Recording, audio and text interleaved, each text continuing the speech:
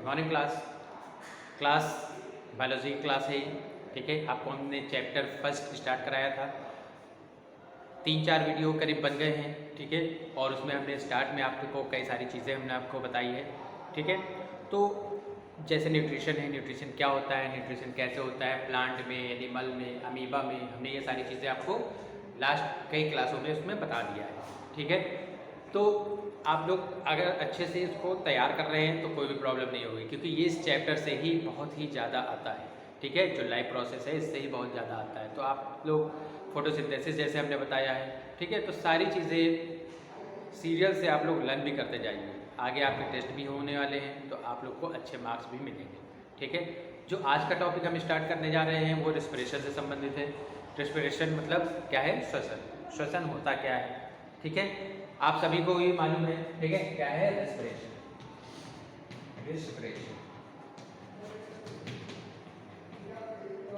Respiration जिसे हम श्वसन कहते हैं। श्वसन है क्या, ये हमको बताना है।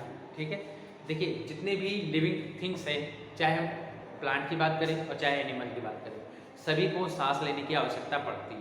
ठीक है, कोई भी ऐसा प्राणी नहीं है, कोई भी ऐसा एनिमल नहीं है जो कि श्वसन ना करे। ठीक है, तो श्वसन क्या है? एक सबसे महत्वपूर्ण क्रिया है जो सभी लिविंग बीइंग्स को करना ही पड़ता है। अगर कोई भी सांस ना ले तो शायद कोई भी व्यक्ति जीवित नहीं रहेगा। अगर हम ह्यूमन बीइंग्स या और सब की बात करें, जितने भी एनिमल्स हैं, तो वो क्या करते हैं? ऑक्सीजन को क्या करते हैं? इनहेल करते हैं और कार्बन डाइऑक्साइड को एक्सहेल करते हैं।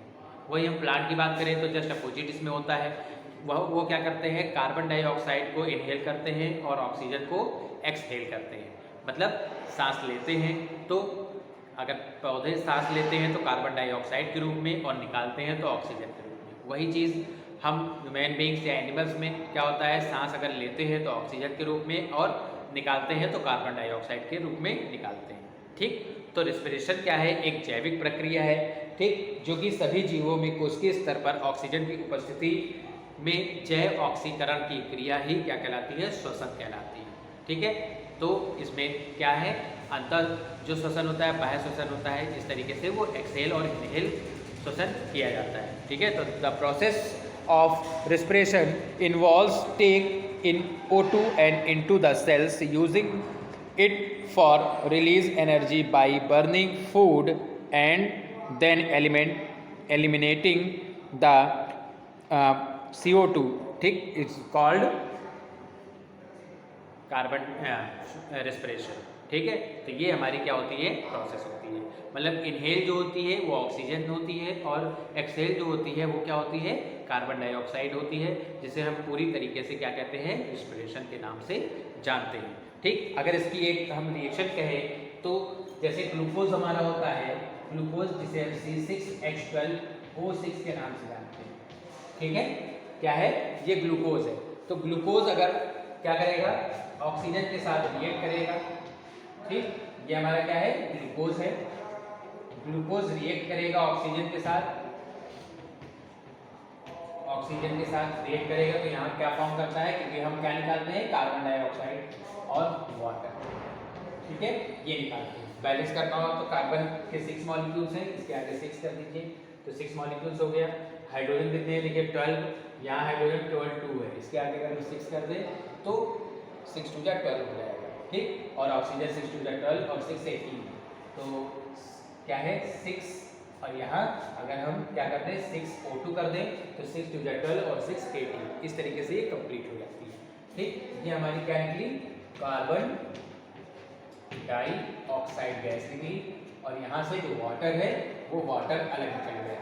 ठीक है, तो इस तरीके से ये रिएक्शन जो है वो हमारी कंप्लीट हो जाती है। प्लस जो एनर्जी रिलीज होती है वो क्या है? 673 किलो कैलोरी। ठीक है, जो एनर्जी होती है वो रिलीज हो जाती है। ठीक, इस तरीके से ये क्या है? रेस्पिरेशन की रिएक्शन भी होती है। ओके, अब क्या है? इसमें बहुत सारे स्टेप्स होते हैं, जैसे ब्रीदिंग और exchange of gaseous transfer through blood और oxidation of food inside the cell. ठीक है, रेस्पिरेशन कैसे होता है? अब आपको पता ही है कि हमारे शरीर में जितने भी ऑक्सीजन मिलती है वो सब क्या होती है, ब्लड के माध्यम से ही क्या होती है, हमारे पूरी बॉडी में, होल बॉडी में क्या है, पहुंचती है। अगर ब्लड भी ना हो तो ऑक्सीजन का जो सर्कुलेशन है वो पूरी में बॉडी में नहीं हो पाएगा।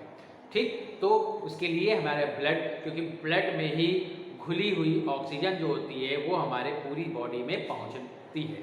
ठीक, और एक्सचेंज करती है। कैसे एक्सचेंज करती है, क्योंकि हम इनहेल जो करते हैं वो ऑक्सीजन गैस करते हैं और एक्सहेल करते हैं तो कार्बन डाइऑक्साइड। तो ये क्या है, एक्सचेंज हो जाता है दोनों में। ठीक है, तो इस तरीके से हम ये रेस्पिरेशन की क्रिया को कंप्लीट करते हैं। अब हम टाइप्स ऑफ रेस्पिरेशन की बात करते हैं। टाइप्स ऑफ रेस्पिरेशन, तो 2 टाइप के रेस्पिरेशन प्रेजेंट है। एक ऑक्सी श्वसन होता है और एक अनऑक्सी श्वसन होता है। ठीक है, क्या है, पहला जो हमारा है वो ऑक्सी श्वसन है और दूसरा जो हमारा है वो क्या है, अनऑक्सी श्वसन। ठीक, जिसे हम क्या कहते हैं, एरोबिक रेस्पिरेशन बोलते हैं। और दूसरा पॉइंट जो हमारा है एनएरोबिक रेस्पिरेशन। ठीक है, तो ये जो श्वसन है वो मुख्यतः 2 प्रकार का होता है। एक हमारा ऑक्सी श्वसन होता है। ऑक्सी श्वसन का मतलब जिसमें ऑक्सीजन की उपस्थिति होती है। ठीक है, सीधे सीधे अगर हम कहें तो presence of oxygen is called aerobic respiration, या ऑक्सीजन की उपस्थिति अगर है तो वो ऑक्सी श्वसन कहलाता है। और अनऑक्सी श्वसन के बारे में बात करें तो जिसमें ऑक्सीजन की आवश्यकता नहीं पड़ती है, जिस श्वसन में ऑक्सीजन की आवश्यकता नहीं पड़ती है वो हमारा अनऑक्सी श्वसन कहलाता है। ठीक है, या हम ये कहें absence of oxygen in organism is called anaerobic respiration. ठीक है, तो ये हमारा क्या होता है, एनारोबिक और एरोबिक रेस्पिरेशन होता है। ठीक है, तो और अगर हम आगे बात करें, जैसे डिफाइन हम अभी हमने नॉर्मल से बताया, अब हम आगे बोले तो बताएं क्या है जो हमारा एरोबिक रेस्पिरेशन होता है। The respiration which use oxygen is called aerobic respiration. ठीक, इसमें अगर हम रिएक्शन की बात करें तो रिएक्शन में क्या है, ग्लूकोज, जैसे कि हमने अभी आपको बताया है। ठीक, इसमें देखिए ऑक्सीजन की आवश्यकता होती है। ठीक, तो यही रिएक्शन क्या होगी, ऑक्सी श्वसन की हो जाएगी। क्या हो जाएगी, C6H12O6 प्लस 6O2 और यहाँ फॉर्म क्या करेगा, CO2 प्लस O2। ठीक, H2O प्लस जो एनर्जी है वो एनर्जी रिलीज हो जाती है, 6 6 और 6। ठीक है, तो ये हमारे जो है ये एग्जाम्पल किसका है, हमारा ऑक्सी श्वसन का एग्जाम्पल है। ठीक, और यहाँ पास जो मॉलिक्यूल बनते हैं 3 ATP के मॉलिक्यूल्स, मतलब एडिनोसिन डाइफॉस्फेट, जो कि उच्च ऊर्जा होती है। ठीक है, हाई एनर्जी लेवल होता है। ठीक, ATP। उसके बाद एनारोबिक की अगर हम बात करते हैं तो हमारा एनारोबिक हमने बताया, ठीक, क्या है, जिसमें ऑक्सीजन की उपस्थिति नहीं पाई जाती है। वो हमारा क्या होता है, ये हमारा क्या होता है, वही, ठीक, जिसमें ऑक्सीजन की उपस्थिति नहीं होती है उसको हम क्या कहते हैं, अनऑक्सी श्वसन कहते हैं। इसकी एग्जांपल की अगर बात करें तो C2H5OH, जिसे हम क्या कहते हैं, एथिल अल्कोहल कहते हैं। ये हमारा क्या है, एथिल अल्कोहल। ठीक, एथिल अल्कोहल, क्योंकि ऑक्सीजन की इसमें आवश्यकता नहीं होगी, तो ऑक्सीजन की जब आवश्यकता ही नहीं पड़ेगी तो पायरुविक अम्ल के 2 मोल होते हैं। ठीक, यहाँ पास क्या है, पायरुविक अम्ल के 2 मोल हम इसमें लेते हैं। ठीक, जिससे हमारा जो बनता है वो क्या क्या बनता है, CO2 बनता है। ठीक, मतलब कार्बन डाइऑक्साइड का निर्माण होता है। ठीक, कार्बन डाइऑक्साइड का निर्माण होता है और प्लस साथ में जो जल होता है, वाटर होता है, वो निकलता है, प्लस एनर्जी रिलीज हो जाती है। तो ये हमारा क्या है, एनारोबिक रिएक्शन का एग्जांपल है। बैलेंस करेंगे तो 2, इसके आगे 2 लगा दीजिए। ठीक, हाइड्रोजन देखिए 5 और 1 6, तो 3 2 जा 6 और 2 2 4 और 1 5, ये ऑक्सीजन है। ठीक, तो यहाँ पर किस तरीके से ये एनारोबिक रिएक्शन चलती है। ठीक है, इस तरीके से यहाँ पास जो रिएक्शन है ये कंप्लीट हो जाती है। तो ये हमारा क्या है, किस चीज का एग्जांपल है, हमारा एनारोबिक का एग्जांपल है। ठीक,